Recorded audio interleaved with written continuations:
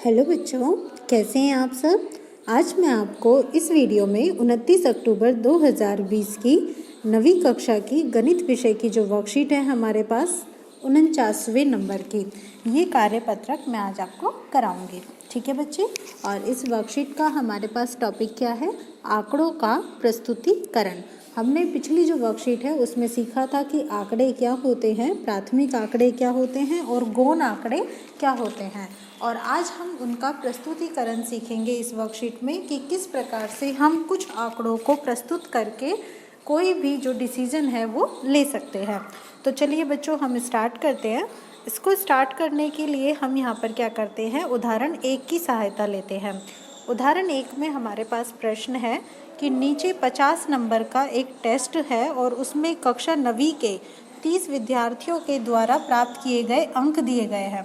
देखो बच्चे, यहाँ पर ना एक क्लास है और 9वीं कक्षा में क्या है, 30 बच्चे हैं और उन 30 बच्चों ने अलग अलग नंबर जो है वो प्राप्त किए हैं एक टेस्ट में। और जो टेस्ट था वो कितने नंबर का था? 50 नंबर का था। ठीक है। तो यहाँ पर आप देख पा रहे होंगे कि आपको बहुत सारे यहाँ पर संख्याएं दिख रही है, जैसे कि 39, 25, यानी कि किसी बच्चे के 39 नंबर भी आए हैं, किसी के 25 भी आए हैं, तो किसी के 5 भी आए हैं। तो अब यहाँ पर आपसे कह रहे हैं कि बच्चों ऊपर दिए गए आंकड़े में किसी निष्कर्ष पर पहुंचने के लिए, यानी कि अगर आपसे ये कहा जाए कि भाई यहाँ पर आप देख के बताओ कि आपका अधिकतम अंक क्या है या फिर न्यूनतम अंक क्या है, तो आप देखेंगे कि ये बहुत सारे जो आपके पास अंक है वो एक साथ लिखे हुए हैं और ना अच्छे तरीके से भी नहीं लिखे हुए हैं। मतलब आपको इसे ढूंढने में थोड़ी मेहनत ज़्यादा करनी पड़ सकती है, तो आपको कठिनाई होगी। तो आप क्या करेंगे, इन आंकड़ों को इस तरीके से व्यवस्थित करेंगे कि आपको कठिनाई ना हो। तो अब चूंकि ये हम यहाँ पर क्या कर रहे हैं, कठिनाई हमें हो रही है, तो हमें इकट्ठा नहीं कर पा रहे हैं आंकड़ों को, तो इसका मतलब ये हुआ कि हम उनका अर्थपूर्ण प्रयोग भी नहीं कर सकते हैं। हमें नहीं पता कि हम उसका अच्छे ढंग से मीनिंगफुल वे में अर्थपूर्ण तरीके से कैसे प्रयोग करें। तो अब चूंकि हम उनका प्रयोग नहीं कर सकते हैं, तो जैसे हम कहते हैं ना सब्जियों को कि रो वेजिटेबल, कच्ची सब्जियां, उसी प्रकार से ये हमारे पास जो आंकड़े होते हैं ये भी कैसे हो जाते हैं, रो डेटा होते हैं। ओके बेटा, रो डेटा यानी कि यथा प्राप्त आंकड़े, ये हम इसको हिंदी में कहते हैं। अब आंकड़े से महत्वपूर्ण जानकारियां प्राप्त करने के लिए हमें क्या करना पड़ता है, उन्हें अच्छे तरीके से सेट करना पड़ता है, यानी कि व्यवस्थित करने की हमें आवश्यकता पड़ती है। और हम आंकड़ों को इस तरीके से व्यवस्थित करना चाहते हैं, इस तरीके से प्रस्तुत करना चाहते हैं कि हमें एक बार एक ही झलक में अच्छे से समझ में आ जाए, है ना भाई। ऐसा नहीं हो ना कि हमें मेहनत करनी पड़े, हम क्या है कम मेहनत में भी अच्छे से अच्छा काम करना चाहते हैं, तो हमें एक ही झलक में मुख्य जितने भी लक्षण हैं उन सबको जानने में हमें क्या हो, हेल्प मिले, यानी कि मदद मिले। तो आइए हम आंकड़ों को प्रस्तुत करने की विभिन्न विधियों को समझते हैं। तो अब इसमें आपसे कहा जाता है कि यदि ऊपर दिए हुए जितने भी आंकड़े हैं जो 9वीं कक्षा के विद्यार्थियों के द्वारा प्राप्त किए गए हैं, अगर हम उनको आरोही रूप में, आरोही मतलब कैसे रूप में, बढ़ते क्रम में, यानी कि छोटा पहले लिखेंगे और फिर बड़ा, फिर उससे बड़ा, बड़ा बड़ा बड़ा, ठीक है। या फिर अगर हम इन्हें क्या करें, अवरोही क्रम में रखें। अवरोही यानी कि सबसे पहले तो हम क्या लिखेंगे, बड़ा लिखेंगे और फिर धीरे धीरे हम क्या करेंगे, छोटे छोटे लिखते जाएंगे, यानी कि बड़े से छोटा क्रम। तो हमें क्या होगा कि हमें फिर उन चीज़ों को, हमें जो भी हमारे आंकड़े हैं उनको समझने में ज़्यादा आसानी होगी। देखिए हम यहाँ पर आरोही क्रम यानी कि बढ़ते हुए रूप में लिख कर देख रहे हैं। तो हमने क्या लिखा, सबसे पहले जिनके सबसे कम नंबर आए उनको हमने लिखा, लाइक 2, 2, फिर 5, 5, 12, और ऐसे ही जिस बच्चे के नंबर कितने आए हैं 41, हमने क्या किया है उसको सबसे बाद में लिखा है। क्यों? क्योंकि वो सबसे बड़ा अंक है हमारे पास। तो हम यहाँ अब आसानी से बता सकते हैं क्या, कि जो न्यूनतम अंक प्राप्त किए गए हैं बच्चे के द्वारा वो कितना है, न्यूनतम अंक, सबसे कम अंक वो कितना है, 2 है, और जो अधिकतम अंक प्राप्त किया है वो कितना है, 41 है। तो हमें ज़्यादा कठिनाई का यहाँ पे सामना नहीं करना पड़ा। तो अब हम यहाँ पर क्या करते हैं, जो भी हमारे पास अधिकतम मान होते हैं और न्यूनतम मान होते हैं, अगर हम इनका अंतर ले, अधिकतम मान जैसे कि हमारे पास कितना है, 41 है, और न्यूनतम मान कितना है, 2। अगर हम 41 में से 2 को घटाएं तो हमें क्या मिलेगा, 39 मिलेगा।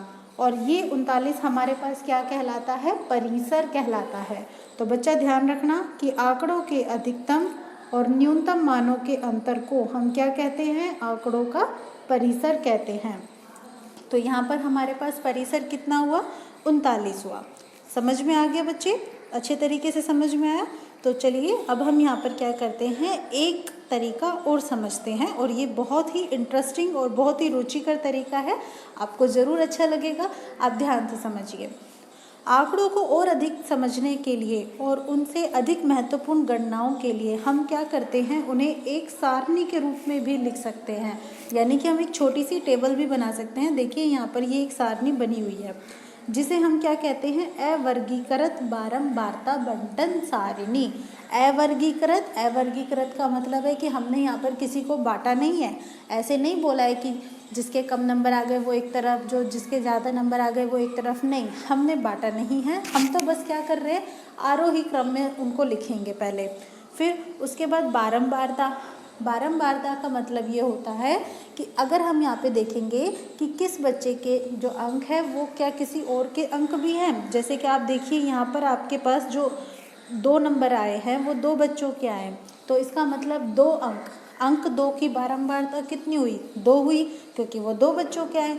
तो बारंबारता का मतलब होता है जितनी बार आता है, जितनी बार वो अंक हमें दिखाई देता है, जितनी बार वो संख्या हमें दिखाई देती है।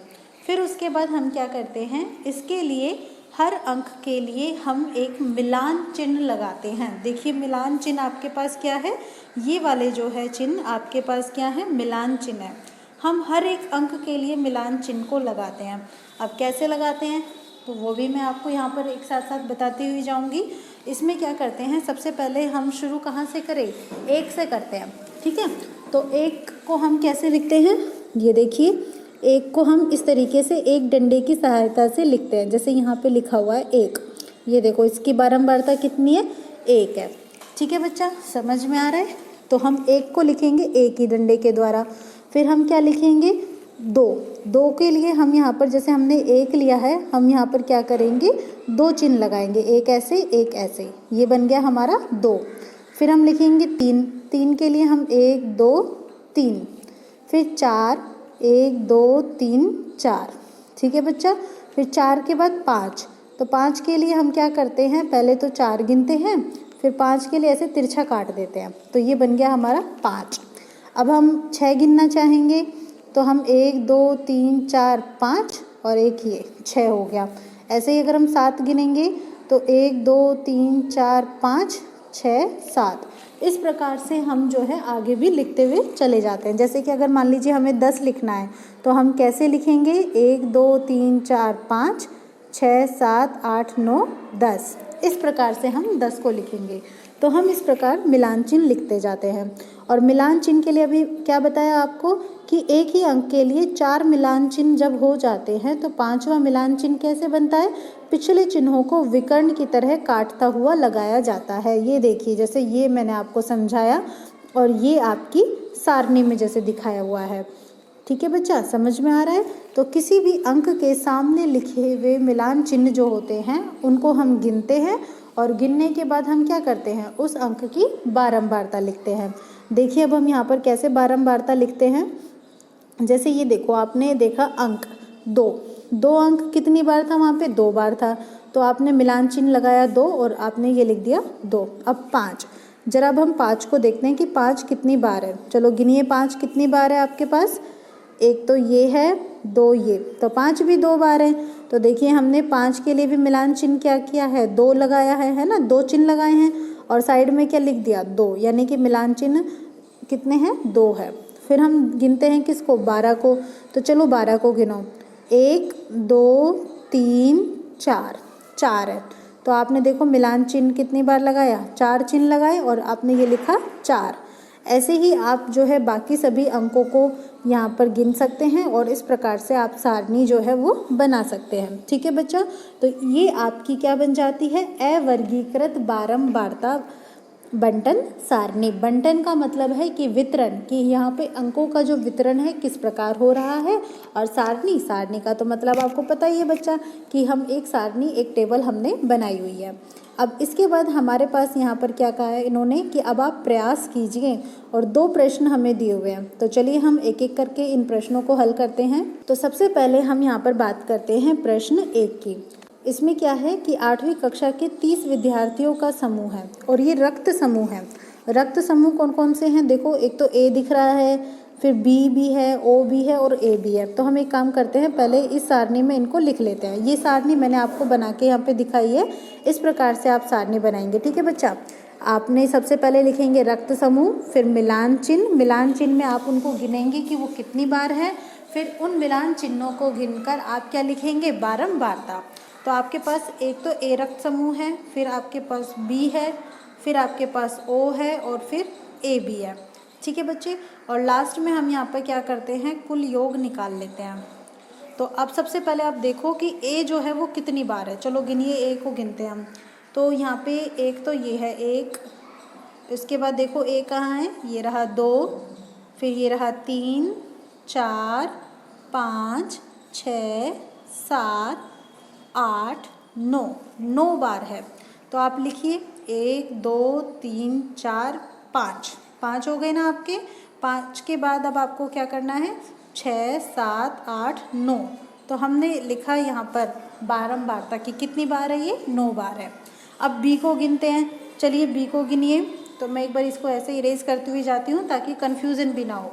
बी के लिए आपने ये देखा 1, फिर देखिए 2, 3, 3 के बाद देखो कहीं और है भी, ये रहा 4, 5, 6 है। तो 1, 2, 3, 4, 5 और फिर उसके बाद क्या? 6। ये बन गया आपका 6। अब आप ओ ग्रुप को देखो। ओ ग्रुप के लिए अब आप गिनिए एक एक करके सबको। तो आपके पास 1, 2, 3, 4, 5, 6, 7, 8, 9, 10, 11, 12 बार है। तो 1, 2, 3, 4, 5, 6, 7, 8, 9, 10, 11, 12। हमने यहाँ लिख दिया 12। अब बचा क्या? A B. अब सबसे लास्ट बचा हमारे पास ए बी। तो चलिए हम ए बी को गिनते हैं। ए बी एक तो ये रहा 1 और ये देखिए 2, 3। तो आपके पास 3 ए बी है। ठीक है बच्चा, 3। अब आप एक बार इन सबको जोड़िए। 9 और 6 कितने हुए? 9 और 6 15, 15 और 12 27, 27 और 3 कितने हो गए? 30। तो यहाँ पर आपके पास योग कितना आया? 30। अब आप स्टार्टिंग में देखो, आपको जो विद्यार्थियों की संख्या भी कितनी दी हुई है? 30 दी हुई है। तो इसका मतलब ये है कि आपका भी 30 आ रहा है योग और ऊपर भी 30 दिया हुआ है, तो बिल्कुल सही है। ठीक है बच्चा, इसका मतलब बिल्कुल सही है। अगर यहाँ पर हमारा योग सही नहीं आता है तो हम ये समझ सकते हैं कि कहीं हमसे गिनने में गलती हुई है, फिर हम उसे दोबारा गिनेंगे। ठीक है बेटा, अब आपसे ये कहा है कि अब आप बताइए कि एक बारंबारता बंटन सारणी के रूप में तो हमने इसे व्यवस्थित कर दिया है। फिर हमसे कहा है कि बताइए कि इन विद्यार्थियों में से कौन सा रक्त समूह अधिक सामान्य है? अधिक सामान्य है, सामान्य का मतलब जो सबके पास है, ऑलमोस्ट सबके पास है। तो हम देखते हैं कि 12 जो है ये सबसे ज़्यादा है, सबसे ज़्यादा है। तो इसका मतलब ये हुआ कि ये अधिक सामान्य है। तो इसका आपका पहले का उत्तर तो हो गया। कौन सा ग्रुप है ये देखो? O group. तो इसका सामान्य ग्रुप हो गया आपके पास ओ। फिर कौन सा रक्त समूह विरलतम रक्त समूह है? विरलतम, इसका मतलब ये हुआ कि सबसे ज़्यादा विरल है, जो कभी मतलब बहुत मुश्किल से आपको देखने को मिलेगा। तो बहुत मुश्किल से देखने को वो मिलेगा जो सबसे कम होगा। तो सबसे कम आपके पास क्या है? 3। तो आप ये कहेंगे कि ए बी जो ग्रुप है वो आपके पास कैसा है? विरलतम है, ए बी। तो इस प्रकार ये प्रश्न 1 जो है मैंने आपको समझाया है। मैं उम्मीद करती हूँ आपको अच्छे से समझ में भी आया होगा। तो चलिए अब हम प्रश्न 2 की बात करते हैं। प्रश्न 2 में हमारे पास 40 परिवार हैं और इनमें बच्चों की संख्या के आंकड़े दिए हुए हैं। देखो, गिनो बच्चों की संख्या। 1, 2, 2, 2, 1, 1, 1। बड़ा मुश्किल हो गया ना। तो हमें इसको क्या करना पड़ेगा? व्यवस्थित करना पड़ेगा। तो इन्होंने कहा है कि इन आंकड़ों को एक बारंबारता बंटन सारणी के रूप में प्रस्तुत कीजिए। तो यहाँ पर मैंने आप बंटन सारणी जो है वो बना दी है, जिसमें सबसे पहले हम लिखेंगे बच्चों की संख्या, फिर लिखेंगे मिलान चिन्ह और फिर बारंबारता, और फिर हम उनके देखते हैं कि कितने बच्चे हैं। तो सबसे पहले हम देखते हैं ऐसे परिवार जिनमें 0 बच्चे हैं। 0 का मतलब कोई भी बच्चा नहीं है। फिर 1 बच्चे वाले परिवार गिनते हैं, फिर 2, फिर 3, और ऐसे देखो सबसे ज़्यादा कितने बच्चे दिख रहे हैं, 4। तो हम 4 बच्चों वाले परिवार भी गिनेंगे। तो चलो सबसे पहले 0 गिनो। 0 है क्या? देखो कहीं पे 0 दिख रहा है? जहाँ पे भी 0 दिख रहा है उसको क्रॉस कर देती हूँ एक बार। 1 2, 2 तो ये मिले, फिर 3 4, उसके बाद 5 5 मिले। तो 1 2 3 4 5, 5 मिलान चिन्ह भी लगा दिए और इनको गिन लिया जी 5 है, तो मैंने यहाँ पर 5 लिख दिया। समझ में आया? अच्छा बच्चों, अब आप गिनो 1 वाले, 1 बच्चे वाले परिवार गिनो कितने हैं। चलो क्रॉस लगाते जाओ और देखते जाओ। 1 2 3 4 5, उसके बाद 6 7 8 9, तो ये आपको मिले 9। 1 2 3 4 5 6 7 8 9, तो हमने यहाँ लिख दिया 9। अब इसके बाद आप गिनो 2 बच्चों वाले परिवार। देखो बच्चे ऐसे ना क्रॉस लगाते जाना, या फिर कोई भी अपनी पहचान के लिए ना कोई भी निशान बनाते जाना, हर बार एक एक संख्या के ऊपर, एक एक अंक के ऊपर। इससे क्या है कि आपको कन्फ्यूज़न नहीं होगी, और जब भी आप गिनोगे आपको लगेगा कि हाँ आप सारे गिन चुके हो। तो इसके लिए आप पेंसिल का भी इस्तेमाल कर सकते हो, उससे क्या है मिटा भी सकते हो बार बार। तो अब आप 2 वाले गिनो। देखो 1 2 3, फिर उसके बाद 4 5 6 7 8 9 10 11 12 13 14 15, 15 परिवार मिले। तो बनाइए 2 3 4 5 6 7 8 9 10 11 12 13 14 15, ये हो गए 15 परिवार ऐसे जिनके 2 बच्चे हैं। अब 2 बच्चे भी हो गए, अब हम 3 बच्चे वाले परिवार गिनते हैं। गिनो 3 वाले। 1, उसके बाद 2 3 4, और इसके बाद एक ये 5 मिला हमें। तो 1 2 3 4 5, ये बन गए 5। अब 4 बच्चों वाले परिवार ढूंढो, है क्या? ढूंढो ढूंढो, ये चलो ढूंढा, 1 मिला, आई स्पाइस है ना। 2 3, फिर 4 5 6 मिले बच्चे। चलो 6 गिनो। 1 2 3 4 5, ये 5 है बच्चे, ठीक है। और फिर एक ये 6। अब जरा एक बार सबको जोड़कर देखिए। 5 और 9 14, 14 और 15 29, 29 और 5 34, 34 और 6 40। तो हमारा योग देखो 40 परिवार बिल्कुल बराबर आया है। इसका मतलब हमारा सवाल एकदम सही है। तो इस प्रकार हमने बारंबारता बंटन सारणी के रूप में हमने अपने जो आंकड़े हैं उनको प्रस्तुत कर दिया है। बच्चों, मैं उम्मीद करती हूँ आपको ये जो क्वेश्चंस है वो बहुत अच्छे से समझ में आ गए होंगे। Thank you for watching my channel.